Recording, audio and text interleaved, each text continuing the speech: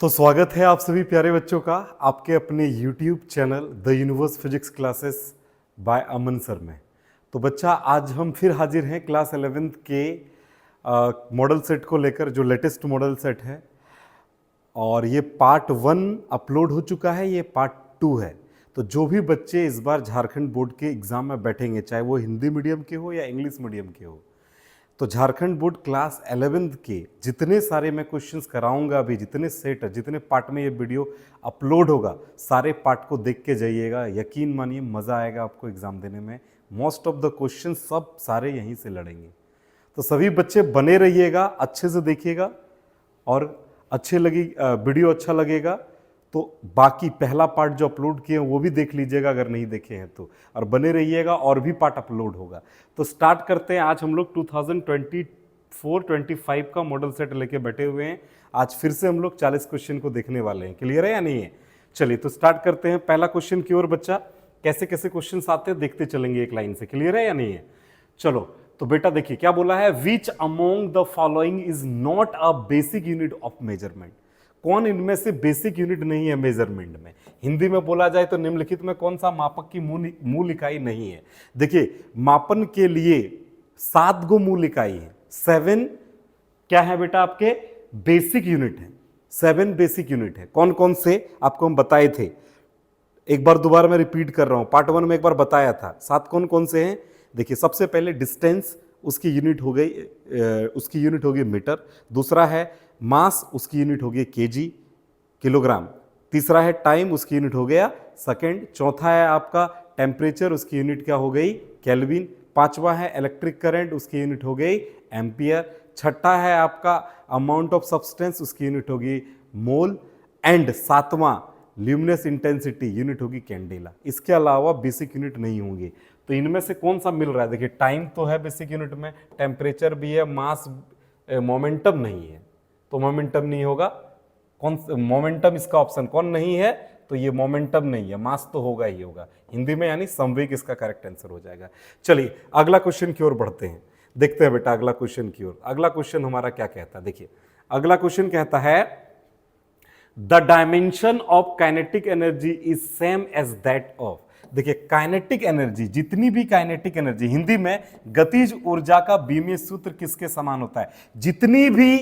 जितने भी तरह की ऊर्जा हैं सबकी डायमेंशन होती है ml² T⁻⁻²। और जो हम काम करते हैं ना बेटा, वही ऊर्जा है। माने जो भी हम काम करेंगे वो ऊर्जा के बराबर होता है। तो काम और ऊर्जा दोनों की ऐसा यूनिट भी देखिए आप, जूल होता है। तो डायमेंशन भी उसका, बीमा भी सेम होता है, इतना ही होता है। तो यहां पे बोला है कि गतिज ऊर्जा का बीमी सूत्र, यानी ऊर्जा एनर्जी का डायमेंशन किसके इक्वल होता है? वर्क के इक्वल होता है, कार्य के इक्वल होता है। चलिए अगला क्वेश्चन की ओर बढ़ते हैं। बोलता a car accelerate from rest to. देखिए बेटा समझिए, इस क्वेश्चन को बनाने से पहले थोड़ा बेसिक मैं आपका क्लियर करना चाहता हूं। समझिए, जैसे मान लेते हैं बच्चा कोई बॉडी है, वो ए पॉइंट पे है। किस पॉइंट पे है? ए पॉइंट पे। जाना है उसको बी पॉइंट, ए से बी पॉइंट तक जाना है। तो ए से बी पॉइंट तक जाएगा तो यहां से यहां तक जाने में कुछ डिस्टेंस ट्रेवल करेगा, कुछ दूरी तय करेगा, या कुछ डिस्प्लेसमेंट तय करेगा, कुछ विस्थापन तय करेगा। तो उसको लेते हैं एस। अगर कोई वस्तु, कोई ऑब्जेक्ट अपना मोशन स्टार्ट करता है, जैसे मैं ऑब्जेक्ट हूं, अभी मैं चलना स्टार्ट करूंगा, तो इस समय जो वेलोसिटी होगी उसको इनिशियल वेलोसिटी बोलेंगे, यानी प्रारंभिक वेग हिंदी में, जिसको सूचित करते हैं यू से। अब जैसे मैं मान के चलिए यहां से वहां तक जा रहा हूं, यहां पहुंचने से पहले जो मेरी वेलोसिटी रहेगी उसको बोलेंगे फाइनल वेलोसिटी, हिंदी में अंतिम वेग। तो अंतिम वेग को सूचित करते हैं भी से। इस दौरान अगर वेग में परिवर्तन हुआ, तो वेग में परिवर्तन में वेलोसिटी में चेंज हुआ, तो उसको बोलते हैं एक्सेलरेशन, यानी त्वरण को सूचित करते हैं ए से। क्लियर है? त्वरण, एक्सेलरेशन को ए से सूचित करते हैं, डिनोट करते हैं। चलिए तो इस क्वेश्चन में क्या बोल रहा है, इसको बनाने की कोशिश करते हैं। देखिए बेटा क्वेश्चन में बोल रहा है a car accelerate from rest to 30 metre per second. एक कार जो है वो एक्सेलरेट हुआ 30 मीटर पर सेकंड, कितने सेकंड में इतना तक चल गया उसकी स्पीड, ये इसकी वेलोसिटी कितने सेकंड में, 5 सेकंड में। बोलता है what is the acceleration, acceleration क्या होगा। बोलता है एक कार, हिंदी में बोला 5 सेकंड में काम विराम अवस्था से 30 मीटर प्रति सेकंड की गति पकड़ लेता है। शुरुआत में क्या था, विराम में, तो विराम अवस्था में जब कोई वस्तु गति स्टार्ट करती, कोई ऑब्जेक्ट मोशन स्टार्ट करती है, उस समय जो वेग, प्रारंभिक वेग, इनिशियल वेलोसिटी, उसको डिनोट करते हैं यू से। और शुरुआत में विराम अवस्था में था, मैंने रेस्ट में था, तो कितनी हो जाएगी वेलोसिटी, 0। अब फाइनल वेलोसिटी कितना हो गया, बदल के कितना हो गया, 30, उसको डिनोट किससे करेंगे, v से, 30 हो गया मीटर पर सेकंड, 30 मीटर पर सेकंड। तो कितने सेकंड में जा रही है, टाइम देख लीजिए, 5 सेकंड में जा रहा है, टाइम कितना है, 5 सेकंड। क्लियर है। तो क्या निकालने बोला है आपका, एक्सेलरेशन ए निकालने बोला। ए क्या होगा, देखिए गति के समीकरण, इक्वेशन ऑफ मोशन 3 होता है, इसको अच्छे से याद रखिएगा। एक होता है v equal to u plus a t, दूसरा होता है s equal to u t plus half a t square, और तीसरा होता है v square equal to u square plus 2as। ये 3 है, इन्हीं से मोस्ट ऑफ द क्वेश्चन इस टाइप के क्वेश्चंस बन जाएंगे, जहां पे v क्या है, फाइनल वेलोसिटी, u क्या है, इनिशियल वेलोसिटी, a है एक्सेलरेशन, t क्या है, टाइम, s क्या डिस्टेंस या डिस्प्लेसमेंट, मतलब दूरी या विस्थापन, u क्या है वही बता दिए, प्रारंभिक वेग, इनिशियल वेलोसिटी, t टाइम है, a एक्सेलरेशन यानी त्वरण है, t टाइम है, v कौन सा है, फाइनल वेलोसिटी। क्लियर है या नहीं है, और फाइनल वेलोसिटी बने अंतिम वेग, u बने इनिशियल, सब बता दिए हैं आपको। क्लियर है। अब देखिए क्वेश्चन में क्या दिया है, क्या मांग रहा है, और कौन सा इक्वेशन लगेगा। तो बेटा आप देखिए v दिया है, u दिया है, a निकालना है, t दिया हुआ है, पहला इक्वेशन लग जाएगा। तो सिंस v इक्वल टू क्या होता है बेटा, u प्लस ए टी होता है, तो यहां से वैल्यू पुट करिए, v कितना है 30, u कितना है 0, a कितना है निकालना है ना a, और t कितना है 5।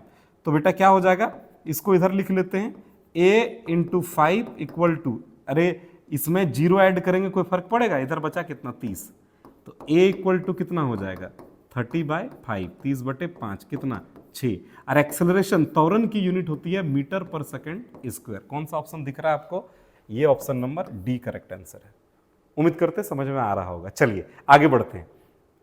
देखिए बेटा अगला क्वेश्चन है, गति का समीकरण गति पर किस स्थिति में लागू होता है। देखिए बोलता है गति का समीकरण, वो जो गति के समीकरण है ना, वो गति के किस स्थिति पे लागू रहता है। तो इसको याद रखना पड़ेगा आपका बेटा, जितना भी गति, जो आप गति के समीकरण 3 को हम लिखे ना, वो गति के किस स्थिति के लिए लागू रहता है, एक समान त्वरण के लिए लागू होता है। अगर इंग्लिश में बात किया जाए, equation of motion is applicable to motion with uniform acceleration. याद रहना चाहिए कौन से, यूनिफॉर्म एक्सेलरेशन। अगर एक्सेलरेशन यूनिफॉर्मली हुआ तो ही वो इक्वेशन ऑफ मोशन वैलिड होगी। चलिए अगला क्वेश्चन की ओर बढ़ते हैं। अगला क्वेश्चन कहता है, देखते हैं हिंदी इंग्लिश दोनों में इसको देख लेंगे। बोलता है when a force is applied to, जब फोर्स अप्लाइड कर रहे हैं टू एन ऑब्जेक्ट, किसी ऑब्जेक्ट पर फोर्स लगा रहे हैं, in the direction of motion, motion के डायरेक्शन में, ये ऑब्जेक्ट है और ऑब्जेक्ट इधर मोशन कर रहा है और इसी डायरेक्शन में हम क्या लगा रहे हैं, फोर्स। ये किसका डायरेक्शन है, मोशन का। चलिए आगे बढ़िए। What happened to its acceleration, इसका एक्सेलरेशन क्या होगा। हिंदी में देखिए, जब किसी वस्तु पर गति की दिशा में बल लगाया जाता है, ऑब्जेक्ट ऐसा है, इधर ही गति कर रहा है, इधर ही बल लगा रहे हैं, जोर से बल लगा दिए, मान लेते कुछ वेलोसिटी के साथ वो मोशन कर रहा था, अब बल लगा दिए तो वेलोसिटी बढ़ जाएगी, और वेलोसिटी बढ़ गई माने वेलोसिटी बदल गई। अब वेलोसिटी का बदलना, चेंज इन वेलोसिटी, मतलब वेलोसिटी का बदलना, the rate of change of velocity is known as acceleration. माने वेग में परिवर्तन, जो वेग में बदलाव हुई, अरे बल लगाए तो वेग बदला ना, तो वेग में बदलना ही, वेग में परिवर्तन के दर को ही तो त्वरण कहते हैं। तो त्वरण तो हो गया, लेकिन बढ़ा या घटा, वेग बढ़ा तो त्वरण भी बढ़ेगा। तो ऑप्शन नंबर कौन होगा, इट इंक्रीज और नॉट, ये इंक्रीज करेगा। ऑप्शन नंबर यह बढ़ता है, ऑप्शन नंबर ए हिंदी में बढ़ता है। चलिए अगला क्वेश्चन की ओर बढ़ते हैं बेटा। अगला क्वेश्चन फिर बड़ा प्यारा है, इसको भी याद रखना पड़ेगा, इसमें तो क्वेश्चन में ही आंसर है। देखिए कैसे बोलता है, what is the relationship between acceleration and time, acceleration और टाइम के बीच रिलेशन किसके लिए, for an object moving with constant acceleration. Constant acceleration में कोई ऑब्जेक्ट मूव कर रहा है, तो बोलता है कि रिलेशन क्या होगा किसके किसके बीच, एक्सेलरेशन और टाइम के बीच। हिंदी में नियत त्वरण, त्वरण बोल दिया नियत है, के साथ गतिमान किसी वस्तु के लिए त्वरण और समय के बीच संबंध क्या होगा। अरे भैया जब बता दिया त्वरण नियत है तो क्या होगा बेटा, क्या होगा, रिलेशन क्या होगा, नियतांक होगा, नियतांक होगा। इंग्लिश में बोल दिया जाए तो कांस्टेंट होगा। चलिए, नियत त्वरण माने नियतांक, कांस्टेंट एक्सेलरेशन माने कांस्टेंट। समझ में आ गया, याद रहेगा इस तरह से भी। चलिए अगला क्वेश्चन की ओर बढ़ते हैं बेटा। बड़ा प्यारा सा क्वेश्चन, अगला फिर क्वेश्चन है, देखिए क्या बोलता है। बोलता है the resultant of two vector is maximum, दो वेक्टर का रिजल्टेंट मैक्सिमम कब होगा। बोलता है when the angle between them is, जब उसका एंगल क्या होगा। चलिए हिंदी में, दो सदिशों का परिमाण अधिकतम होगा जब उनके बीच का कोण क्या होगा। देखिए मान लेते हैं कोई एक वस्तु है, इस पे एक बल लग रहा है, बल तो सदिश है ना रे, बल लग रहा है इधर, क्लियर है, इधर बल लग रहा है। मान लेते हैं ये एक बक्सा है, इस पे इधर बल लगा रहा है, बक्सा किधर मोशन गति करेगा, किधर गति करेगा, इधर गति करेगा, किधर मोशन करेगा, इधर मोशन करेगा। तो बल एक सदिश राशि है, इस दिशा में लग रहा है। अब दूसरा सदिश, जैसे और एक बल लगाना है हमको, तो किस दिशा में लगाएंगे कि क्या कहते हैं उनका परिमाण अधिकतम होगा, किस दिशा में लगाएंगे। इधर उल्टा में लगाएंगे तो इधर जितना लग रहा है उसको काटने के लिए उल्टा लगेगा ना, तो जिधर बल लग रहा है उसी दिशा में एक दूसरा बल लगा देते हैं, हाँ या ना, दोनों एक ही दिशा में। जैसे ये F1 है, F2, दोनों एक ही दिशा में, दोनों बल एक ही दिशा में, मतलब दोनों सदिश एक ही दिशा में, दोनों वेक्टर एक ही डायरेक्शन में, दोनों के बीच एंगल कितना बनेगा, F1 भी इधर है, F2 भी इसी डायरेक्शन में, दोनों के बीच कोण कितना बनेगा, थीटा इक्वल टू 0 डिग्री, मतलब 0 डिग्री कौन बनेगा, एंगल 0 डिग्री बनेगा, तो ही रिजल्टेंट मैक्सिमम हो पाएगा। ऑप्शन नंबर कौन सा, ए, 0 डिग्री। उम्मीद करते समझ में आ रहा होगा, कोई दिक्कत होगा तो कमेंट करके बताएंगे बच्चा लोग। चलिए अगला क्वेश्चन की ओर बढ़ते हैं। बोलता है the scalar product of two vector is also known as, किसी वेक्टर का स्केलर, देखिए बेटा दो तरह का वेक्टर को मान लेते हैं, ए कोई वेक्टर है, बी कोई वेक्टर है, तो इसका मल्टीप्लाई दो तरीके से कर सकते हैं। कितने तरीके से, दो तरीके से।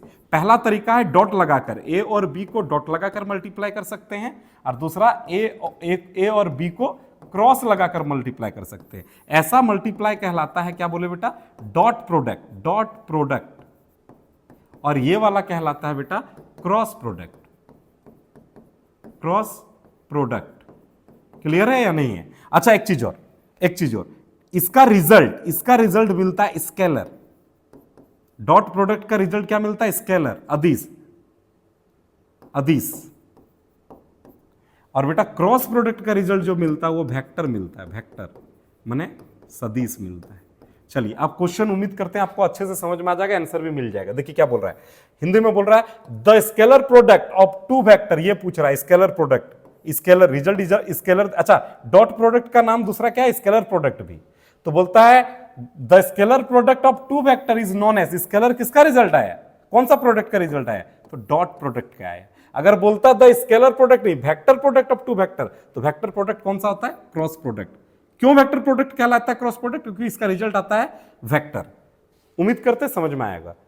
बोलता है स्केलर चाहिए था, माने अदिश चाहिए था, अदिश गुणनफल को किस रूप में भी जाना जा सकता है, किस रूप में, डॉट प्रोडक्ट को हिंदी में बोलते हैं बिंदु गुणनफल, इसमें जाना जा सकता है। उम्मीद करते समझ में आया होगा। चलिए अगला क्वेश्चन की ओर बढ़ते हैं। अगला क्वेश्चन 9 नंबर बोलता है what is the angle of projection for maximum range in projectile motion.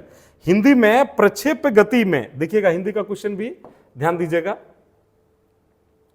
Hindi में बोला जाता है, क्वेश्चन है हिंदी में, क्वेश्चन है प्रक्षेप गति में अधिकतम क्षैतिज परास के लिए प्रक्षेपण कोण क्या है, मैक्सिमम हॉरिजॉन्टल रेंज के लिए क्या है।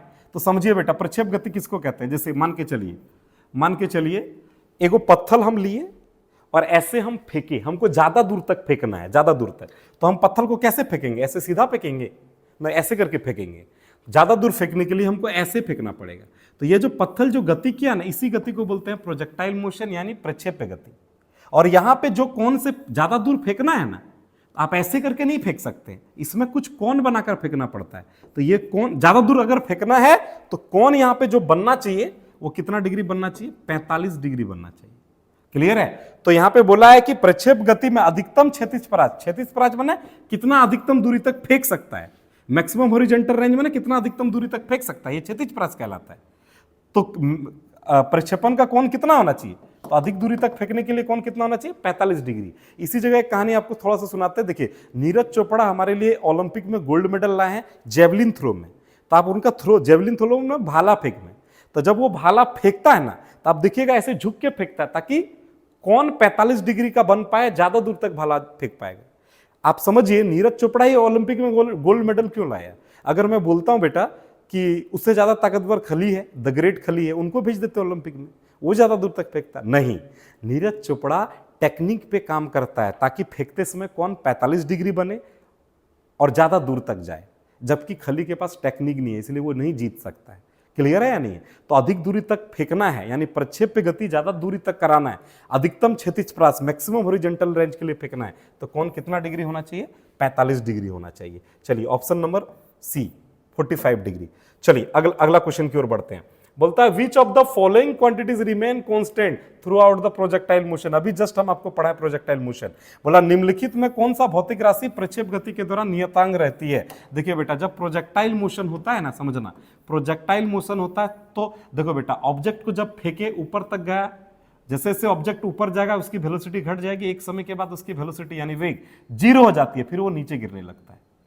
तो वेलोसिटी तो बदलते रहता है, तो ये स्पीड खत्म, वेलोसिटी खत्म, नन ऑफ दिस को तो आपको कंसीडर पहले करना ही नहीं है। क्या एक्सेलरेशन चेक करिए। देखिए बेटा, जब कोई ऑब्जेक्ट ऊपर जाता है ना, अर्थ उसको नीचे की ओर खींचता है, तो उस समय एक्सेलरेशन ड्यू टू ग्रेविटी होती है जी। तो इस जगह भी जी ही लगेगा, इस जगह भी जी लगेगा, इस जगह भी जी लगेगा, ऑब्जेक्ट कहीं भी रहेगा, हर जगह क्या लगेगा? एक्सेलरेशन ड्यू टू ग्रेविटी रहेगा। तो हर जगह जी कांस्टेंट रहा या बदला? कांस्टेंट रहा। तो क्या कांस्टेंट रहती है बेटा? एक्सेलरेशन, यानी त्वरण कांस्टेंट रहती है, वो नहीं बदलती है। चलिए आगे की ओर बढ़ते हैं। अगला क्वेश्चन है newton second law of motion, Hindi में न्यूटन की गति का दूसरा नियम। देखो बेटा, दोनों का डेफिनेशन, परिभाषा आप पढ़े होंगे। क्या पढ़े होंगे? न्यूटन की गति का दूसरा नियम, संवेग में परिवर्तन के दर उस पर आरोपित बाह्य बल के समानुपाती होता है। यही न्यूटन की गति का परिभाषा है। इंग्लिश में बोलेंगे the rate of change of momentum, यानी संवेग, time rate of change of momentum माने डीपी, पी माने momentum, by d t is directly proportional to होता है external force applied on the body. Hindi में संवेग में परिवर्तन की दर आरोपित बाह्य बल के समानुपाती होता है। अगर समानुपाती हटाएंगे तो बराबर के साथ एक नियतांक आता है, नियतांक को 1 ले लेंगे तो F बराबर क्या हो जाएगा? D p by d t. यही है न्यूटन की गति का दूसरा नियम, यहीं से डिराइव करके F बराबर ma निकलता है। तो कौन सा ऑप्शन है यहाँ पे? न्यूटन का कौन सा ऑप्शन है? F बराबर डीपी बाय डीटी, ये वाला ऑप्शन सही है। न्यूटन की गति का दूसरा नियम यही है, डायरेक्ट उसका परिभाषा से ही बनता है ये वाला फॉर्मूला। चलिए अगला क्वेश्चन की ओर बढ़ते हैं। अगला क्वेश्चन कहता है, देखिए बेटा, अगला क्वेश्चन भी बड़ा प्यारा है। बोलता a ball of mass m strikes a rigid wall. एक देखिए बेटा, हिंदी में समझाने की कोशिश करता हूं। एक वॉल है, वॉल, दीवाल, एक दीवाल है। चलिए थोड़ा सा इस क्वेश्चन को थोड़ा ऊपर करके थोड़ा जगह मिल जाएगा, स्पेस मिल जाएगा। चलिए देखिए अब क्या बोल रहा है, ये वॉल है, वॉल, ध्यान दीजिए, ये वॉल है, ठीक। क्या बोल रहा है क्वेश्चन में? बोलता a ball of mass m strikes a rigid wall with a velocity u। एक बॉल है जिसका मास है m, वो दीवार में टकराया, कितने वेलोसिटी के साथ? u वेलोसिटी के साथ, and rebounds with the same speed, और दोबारा आ जाता है सेम स्पीड के साथ, मतलब दोबारा रिटर्न आ जाता है सेम वेलोसिटी के साथ, u वेलोसिटी के साथ। कौन कौन? वही बॉडी जिसका मास m था। तो बोलता है impulse imparted to the ball by the wall, मतलब बॉल द्वारा कितना इंपल्स लगा वॉल में। हिंदी में क्या बोला बेटा? m द्रव्यमान की एक गेंद u वेग से कठोर दीवार में टकराया। देखो m द्रव्यमान का एक बॉल u वेग से टकराया दीवार में, ठीक है, और उसी गति से पलट जाती है, उसी गति से, v गति से टकराया, v गति से लौट गया। क्लियर है? तो दिया गया आवेग क्या होगा? देखिए बेटा, आवेग कहलाता है, आवेग बराबर होता है संवेग में परिवर्तन को कहते हैं आवेग। संवेग में परिवर्तन कहलाता है आवेग। इंग्लिश में संवेग को कहते हैं मोमेंटम। इस आवेग, सॉरी, संवेग को कहते हैं मोमेंटम, आवेग को कहते हैं इंपल्स। यही निकालना है ना। इंपल्स क्या होता है? इंपल्स इक्वल टू होता है चेंज इन मोमेंटम को कहते हैं इंपल्स। चेंज इन मोमेंटम को क्या कहते हैं? इंपल्स। तो अगर इंपल्स को डिनोट कर दीजिए आई से, मान के चलिए यार, क्योंकि जे से भी करते हैं, तो आई से कर दिया। अब देखो बेटा, पहले एक समझिए मोमेंटम क्या होता है। पहले मोमेंटम संवेग समझेंगे तब ना। तो संवेग यानी मोमेंटम को पी से सूचित करते हैं। पी बराबर होता है एम भी, एम माने मास, भी माने वेलोसिटी। क्लियर है? तो बेटा जब ये पहला बॉडी यहां पे टकराया तो इसका मोमेंटम क्या हो जाएगा? मान लेते हैं P1। क्लियर है? और दूसरा जब टकरा के रिटर्न आया, इसकी मोमेंटम क्या मान लिए? P2। P1 हो जाएगा कितना? M1U, और P2 क्या हो जाएगा, M1, देखिए P2 हो जाएगा M1U, ये भी होगा मोमेंटम, M1U ही होगा, लेकिन डायरेक्शन इसका देखिए इधर था तो पॉजिटिव लिए, इधर है तो इसका क्या लेंगे, नेगेटिव। दोनों का मोमेंटम समझ में आया। अब बोल रहा है संवेग में परिवर्तन। देखिए कोई चीज में परिवर्तन कैसे निकालते हैं, अंतिम को पहला से घटाते हैं। जैसे मान लेते हैं कोई वस्तु ए बिंदु से चला बी बिंदु तक गया, अब बोलेंगे दूरी में कितना परिवर्तन, मान लेते हैं 2 किलोमीटर से चला और 5 किलोमीटर तक गया, हम बोलेंगे दूरी में कितना परिवर्तन हुआ, तो आप क्या बोलेंगे, 3। कैसे किया आपने, अंतिम को 5 को घटा दिया 2 से, तब ना आया 3। अरे हाँ या ना, तो वैसे ही संवेग में परिवर्तन, मोमेंट चेंज इन मोमेंटम, मतलब अंतिम संवेग P2 को माइनस करना है P1 से। अब बोलिए P2 कितना है हमारा, माइनस MU, माइनस P1 कितना है, MU। देखो बेटा M1U है, क्लियर है, M1U है, M दिया हुआ है ना, तो इस दोनों का मास M ही हो जाएगा, M इसका भी हो जाएगा, इसका भी आ जाएगा, M1 नहीं होगा दोनों में, इसका P2 हो जाएगा, P2 कितना हो जाएगा, माइनस MU, बीच में क्या है माइनस, P1 कितना है, ये भी MU, तो कितना हो जाएगा बेटा, माइनस 2MU हो जाएगा। उम्मीद करते हैं आपको चीजें समझ में आई होगी। चलिए आगे की ओर बढ़े हम लोग। चलिए कौन सा ऑप्शन हो गया, डी ऑप्शन हो जाएगा करेक्ट। चलिए 13 नंबर क्वेश्चन देखते हैं, बोलता है लुब्रिकेशन इज यूज्ड टू। देखिए लुब्रिकेशन क्या होता है समझिए, लुब्रिकेशन देखिए लुब्रिकेंट, अब ऐसे समझिए बेटा आप कि कोई भी लिक्विड चीज, जैसे कि मान लेते हैं इंजन को फ्री करने के लिए मोबिल डाला जाता है, तो वो एक लुब्रिकेंट का काम कर दिया, ठीक है। तो यहां क्या बोला है, बोला लुब्रिकेशन इज यूज्ड टू क्या, इंक्रीज द फ्रिक्शन, फ्रिक्शन बढ़ाने के लिए करता है, या डिक्रीज द फ्रिक्शन, फ्रिक्शन को कम करने के लिए करते हैं। बी ऑप्शन इसका करेक्ट हो जाएगा। हिंदी में क्या हो जाएगा बेटा, हिंदी में बोलता है स्नेहन का उपयोग किया जाता है, इसका तो बी बता दिए, किसके लिए, घर्षण को, क्या लुब्रिकेंट का यूज किस लिए किया जाता है, घर्षण को कम करने के लिए। मशीन में क्यों डालते हैं, इंजन में लुब्रिकेंट क्यों डालते हैं, ताकि मशीन में जो मोशन होगा उसको फ्रीली करेगा, फ्री करेगा, फ्रिक्शन को कम करेगा। चलिए अगला क्वेश्चन की ओर बढ़ते हैं। अगला क्वेश्चन क्या है बेटा मेरा, देखते हैं। बोलता a force of 10 Newton x on a body, कितना फोर्स लगा रे, फोर्स लगा F इक्वल टू दिया हुआ है क्वेश्चन में 10 न्यूटन, ठीक है। मास किस पे लग रहा है, मास M इक्वल टू दिया हुआ है 1 kg। Then the acceleration produced, acceleration मांगा है, क्लियर है। 1 किलोग्राम द्रव्यमान, किलोग्राम 1 दिया हुआ है, पिंड पर 10 न्यूटन का बल, बल 10 न्यूटन दिया है, तो बोलता है पिंड में उत्पन्न त्वरण होगा। त्वरण A बराबर क्या हो जाएगा, देखिए बेटा चूंकि F बराबर क्या होता है ma, A निकालना है तो क्या करेंगे बेटा हम लोग, M को उधर भेज देंगे गुना में A के साथ, इधर F की तरफ आ जाएगा तो भाग में हो जाएगा। तो F का वैल्यू कितना दिया 10, A का वैल्यू कितना, मास द्रव्यमान कितना दिया 1, बराबर क्या हो गया 10। त्वरण का मात्रक क्या होता है, मीटर प्रति सेकंड स्क्वायर। मीटर में फंस जाएगा तुम, तो मीटर में फंसना नहीं बेटा, देखिए कितना है 10 मीटर पर सेकंड स्क्वायर। चलिए आगे बढ़ते हैं, ऑप्शन नंबर इसका कौन सा हो गया, बी। अगला क्वेश्चन की ओर बढ़ते हैं बेटा, बोलता है रिलेशन बिटवीन काइनेटिक एनर्जी के एंड मोमेंटम। काइनेटिक एनर्जी और मोमेंटम में क्या रिलेशन है, जिस बॉडी का मास अगर कितनी है m है, हिंदी में द्रव्यमान m के एक पिंड के लिए गतिज ऊर्जा और संवेग, गतिज ऊर्जा और संवेग के बीच क्या संबंध होगा। देखिए बेटा संवेग, संवेग यानी momentum, momentum p equal to अभी थोड़ा देर पहले बताए m भी द्रव्यमान गुना वेग होता है, याद रखिएगा, क्लियर है। गतिज ऊर्जा, गतिज ऊर्जा माने काइनेटिक एनर्जी का फॉर्मूला क्या होता है 1/2 mv स्क्वायर होता है। तो एक काम करिए, गतिज ऊर्जा को यहां से k से सूचित किया तो k से करते, ठीक है। गतिज ऊर्जा k बराबर 1/2 mv स्क्वायर फॉर्मूला होता है। तो एक काम करिए, हम m से ऊपर में, देखो बेटा ध्यान दो, हम क्या कर रहे हैं समझिएगा जरा, हम क्या कर रहे हैं इस सूत्र में m से गुना कर रहे हैं और m से भाग कर रहे हैं, तो क्या हो जाएगा k इक्वल टू, कोई बदलाव होगा, m से गुना m से भाग करने पर कोई बदलाव होगा बेटा, कोई बदलाव नहीं होने वाला है। देखिए m कट जाएगा तो वही बच जाएगा। अब देखिए लेकिन यहाँ पे हुआ क्या, 1/2 हो गया, m से इसको गुना किए तो m गुना m स्क्वायर हो जाएगा, v स्क्वायर तो था ही, और नीचे में क्या हो जाएगा m। दूसरे शब्दों में इसको अगर लिखना चाहेंगे तो k बराबर क्या हो जाएगा m square v square, m v को बोलते हैं बेटा p। एक काम करिए, m v पे दोनों पे होल स्क्वायर है तो इसको होल स्क्वायर लिख दिए। अब नीचे कितना हो गया 2m। अब बोलिए बेटा k बराबर m v को क्या लिखते हैं हम लोग p, तो क्या हो जाएगा p स्क्वायर बटे 2m। तो कौन सा ऑप्शन हो गया करेक्ट, देखिए ना, p k बराबर गतिज ऊर्जा k बराबर p स्क्वायर बाय 2m, ये करेक्ट आंसर हो जाएगा। उम्मीद करते हैं समझ में आ रहा होगा। चलिए अगला क्वेश्चन की ओर बढ़ते हैं, डी हो जाएगा उसका करेक्ट आंसर। चलिए 16 नंबर क्वेश्चन की ओर बढ़ते हैं। बोलता है 16 नंबर क्वेश्चन क्या बेटा, what will be the kinetic energy, kinetic energy क्या होगा of an object when its velocity is tripled. जब उसका वेलोसिटी 3 गुना हो जाएगा तो उसकी काइनेटिक एनर्जी क्या होगी? हिंदी में किसी वस्तु का वेग 3 गुना होने पर उसकी गतिज ऊर्जा क्या होगी? देखिए बेटा, गतिज ऊर्जा काइनेटिक एनर्जी इक्वल टू क्या होता है? अभी तो बताएं 1/2 mv²। अभी वेलोसिटी कितना बोल रहा है बेटा? कितना बोल रहा है? 3 गुना। 3 गुना मतलब 3v, इसका स्क्वायर है, रहने दीजिए। तो क्या हो जाएगा? 1/2 m, 3 गुना का मतलब 3 तिया 9, v² हुआ।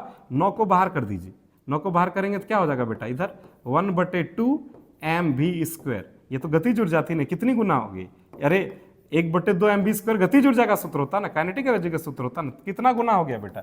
9 गुना हो गया। Option number c correct answer होगा इसका, 9 टाइम्स।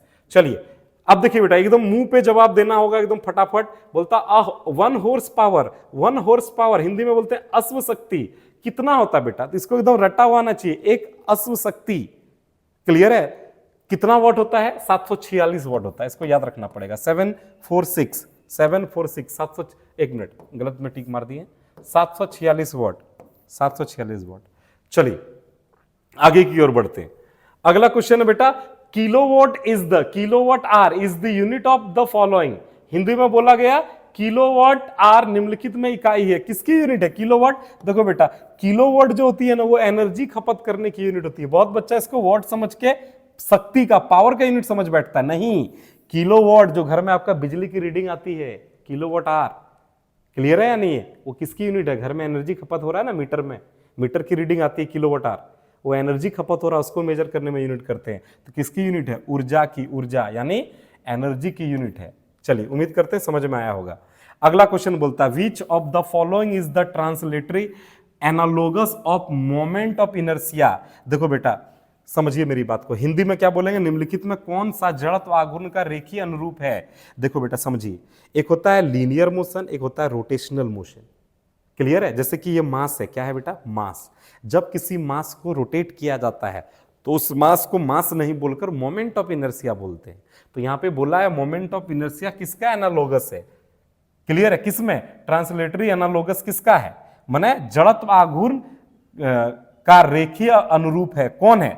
जड़त्व आघूर्ण का भी तो बोले, जब किसी मास को रोटेट कर दिया जाता है तो वो मास क्या कहलाती है? Moment of inertia. तो यहां मोमेंट ऑफ इनर्शिया यानी जड़त्व आघूर्ण किसका है? किसका है? तो बेटा किसका है बेटा? द्रव्यमान का है, द्रव्यमान का है, मास का है। क्लियर है? अगर हम बोलेंगे कि कोई बल, क्लियर है? जैसे कि हम फोर्स लगाएं, फोर्स, किसी पंखा में फोर्स लगाएं, पंखा रुका हुआ था, फोर्स लगाएं, तो फोर्स के कारण पंखा घूमने लगा, तो उस फोर्स को आप फोर्स नहीं बोलेंगे, उसको बोलते हैं टॉर्क।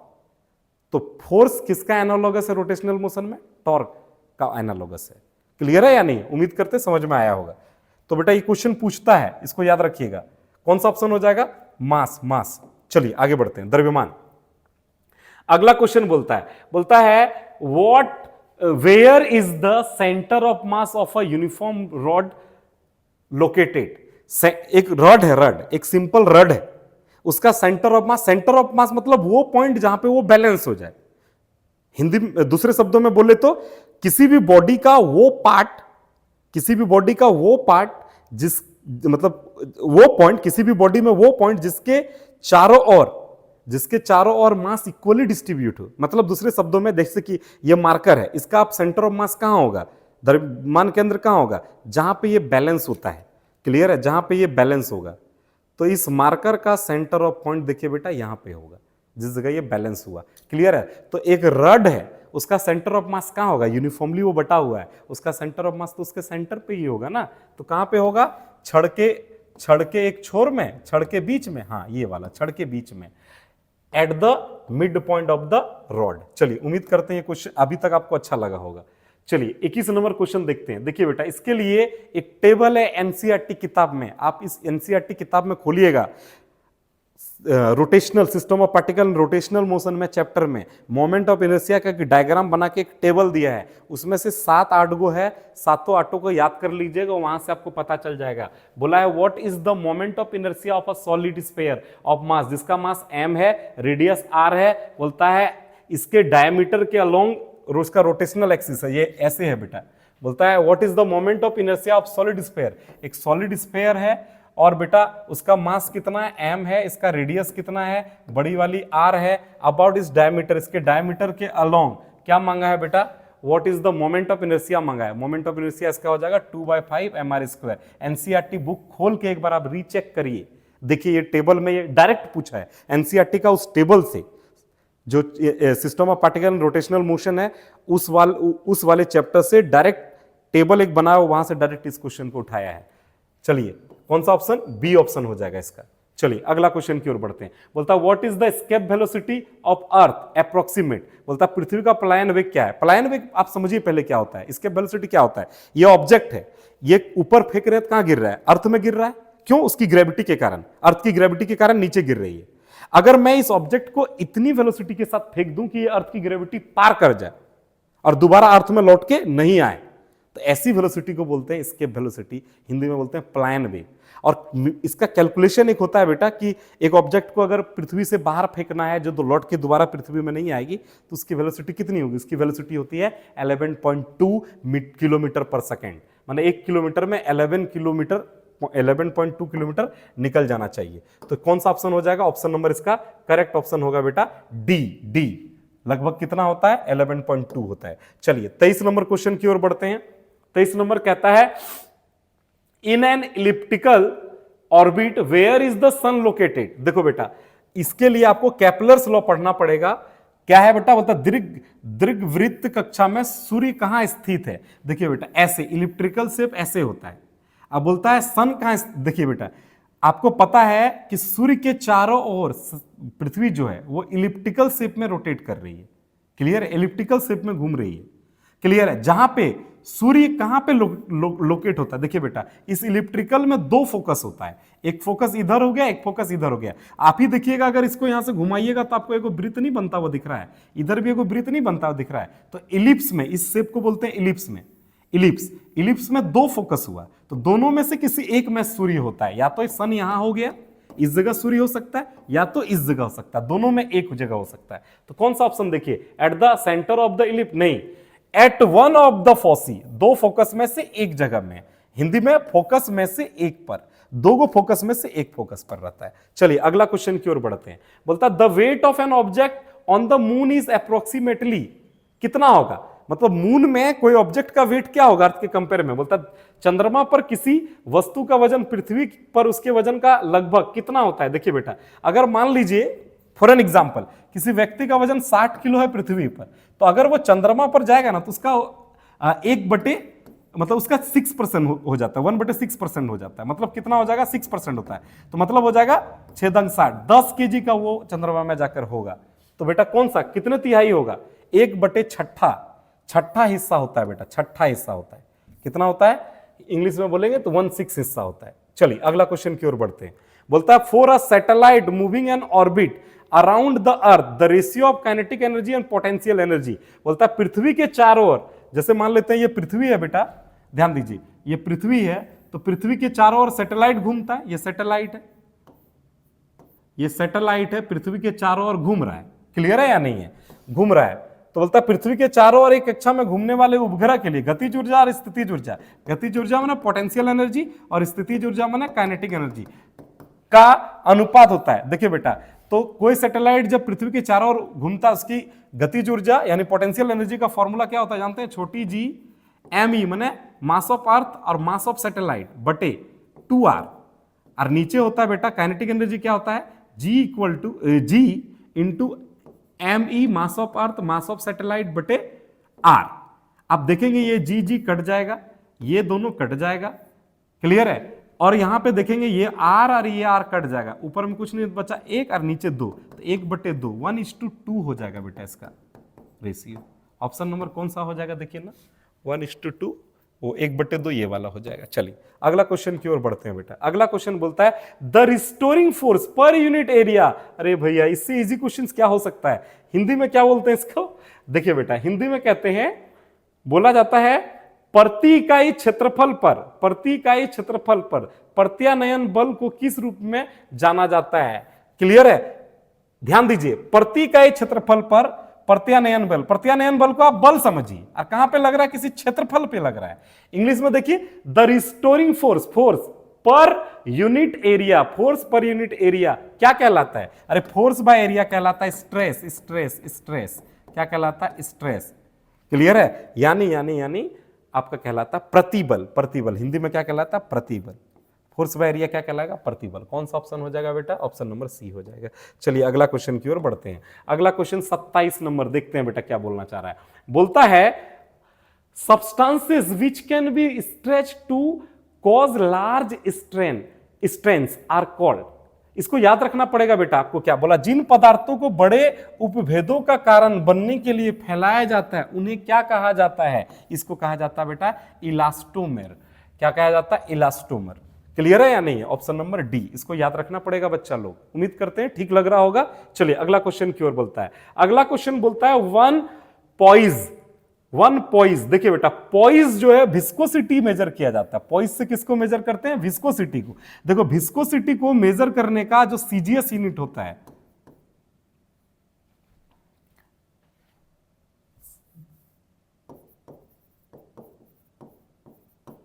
विस्कोसिटी को जो मेजर करने का कौन सा यूनिट?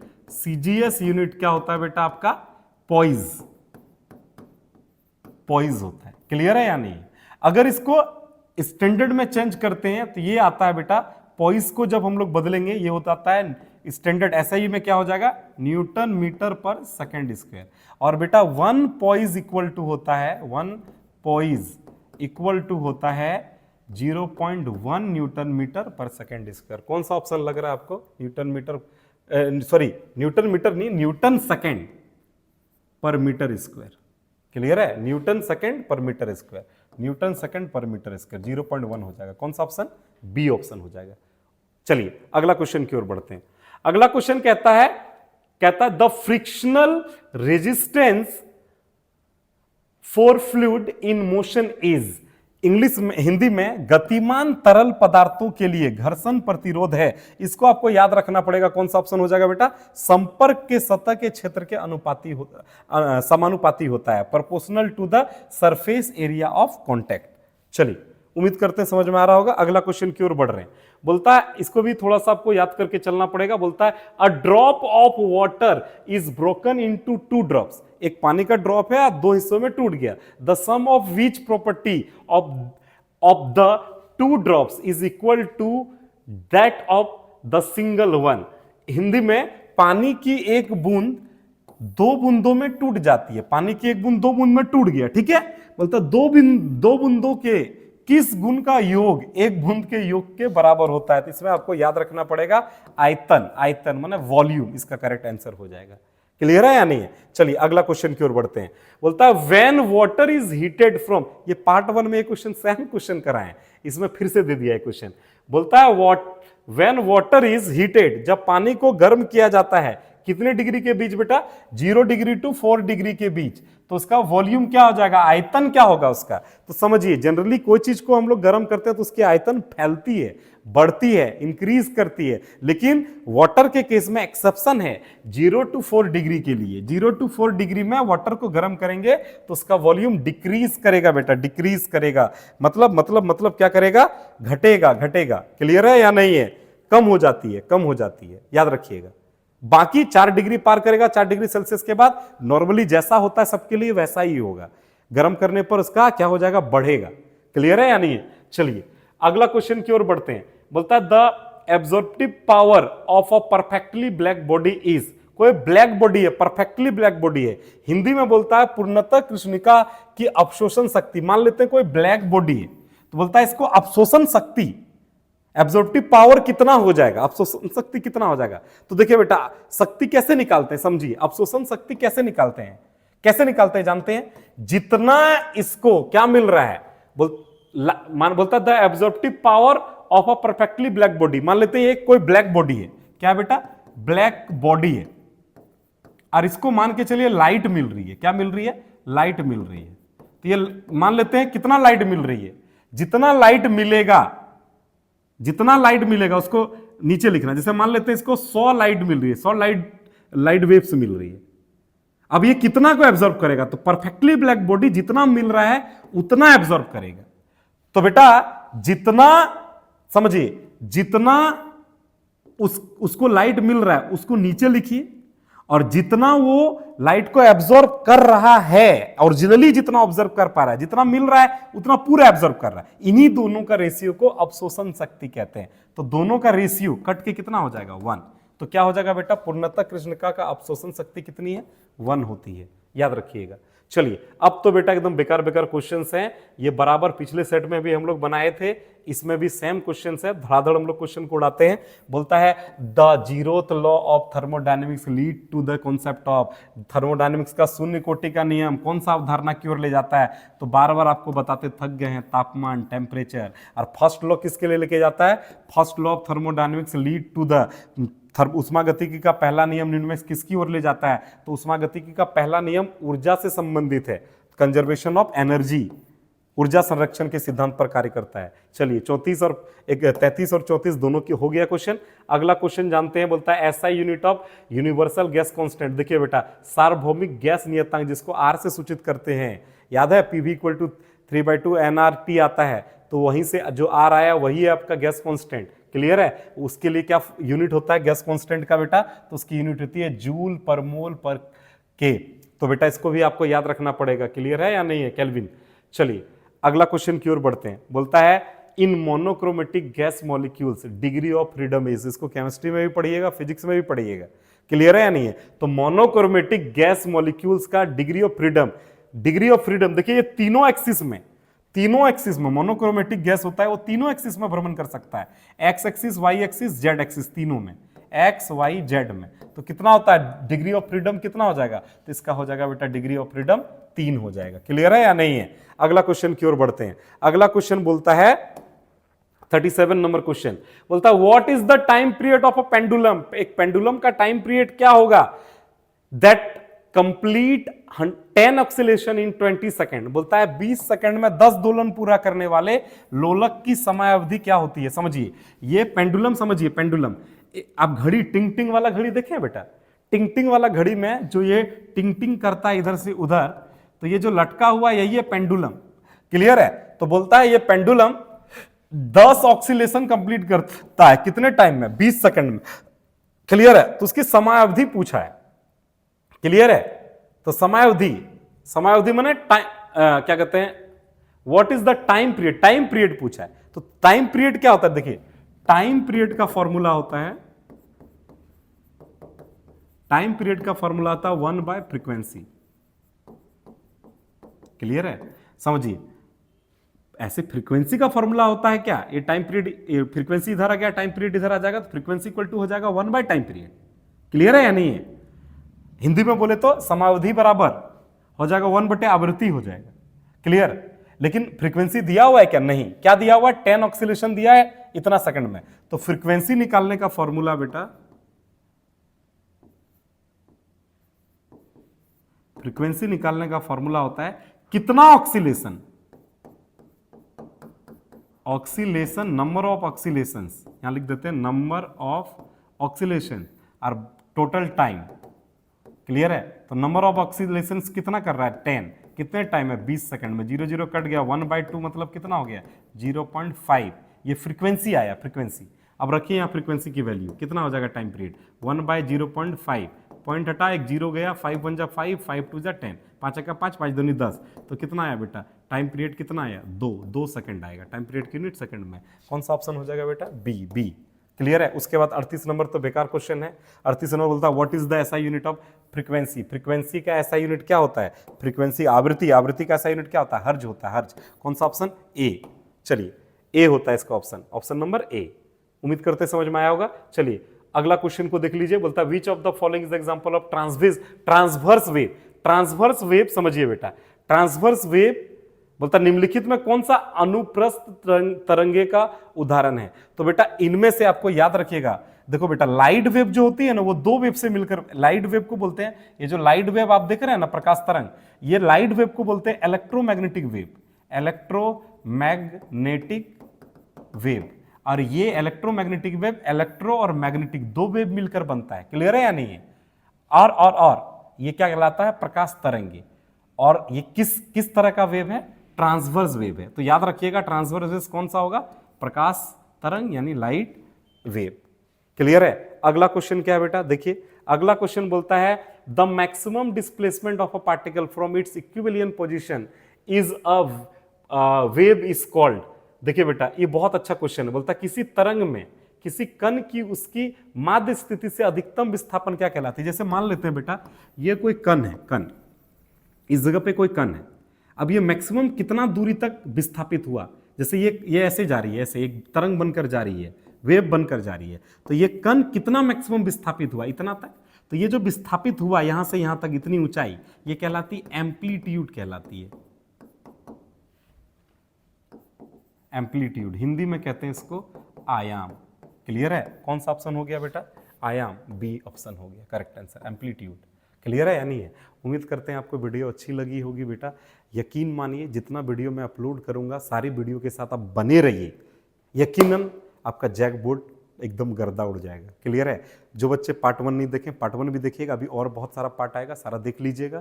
क्लियर है? अगर वीडियो अच्छी लगी होगी बच्चा तो चैनल को सब्सक्राइब करिएगा, बेल आइकन को क्लिक कर दीजिएगा ताकि और भी वीडियो आए तो आप तक जरूर पहुंच पाएगा। क्लियर है? चलिए थैंक यू, मिलते हैं अगले वीडियो में।